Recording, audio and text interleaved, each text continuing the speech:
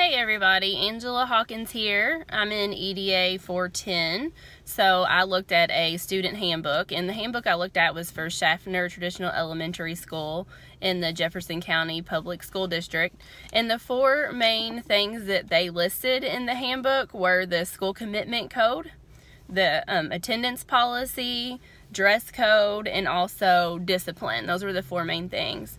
And the school commitment code, what that is it's a document that at the beginning of every school year that the principal, the student, and the parent, all three sign. And the document states that it's important that all of those parties are working together in order to make students successful. So it's up to the staff, the parents, and the student to all three work together to see student achievement. And that's actually signed and it's put into the student's file at the beginning of every school year.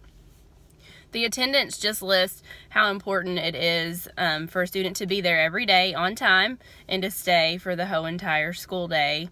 And in this particular school is a traditional program, so it lists in the handbook that if attendance is excessive and it becomes a problem, if absences and tardies are excessive, then they can actually, placement can be jeopardized. So they can actually be put into a different school and kicked out of the traditional program if their absences are excessive.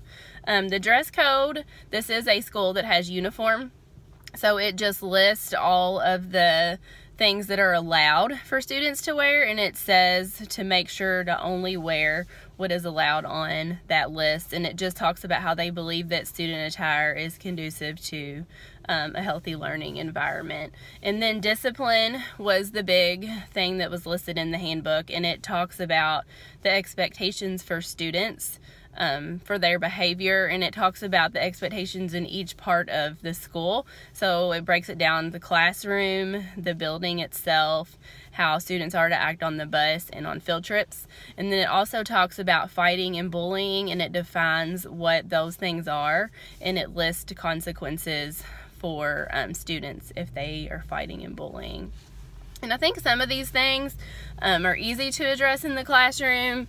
Some of them are a little more challenging. As far as the school commitment code goes and that parent involvement, I think as a teacher, we can emphasize to parents how important it is that they are involved for their student. We can let them know that we're there and available for any concerns or questions that they might have, but that's about as far as it can go. A lot of parent involvement is out of our control. It really just depends on the parent, depends on the student's living situation. So it can be challenging when you have a parent that just does not want to be involved. Attendance, I think that's a pretty easy thing to address.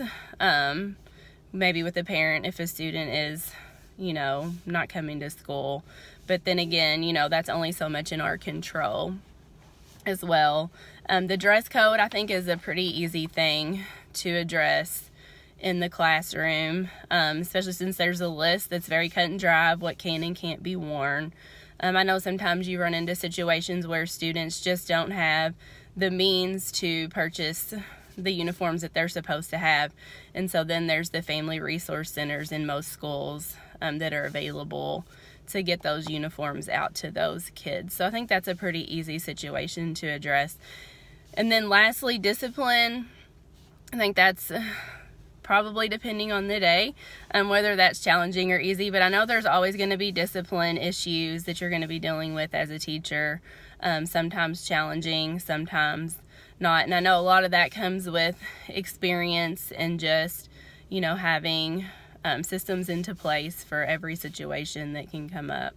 So the discipline is definitely the most challenging thing that I think is listed in this handbook.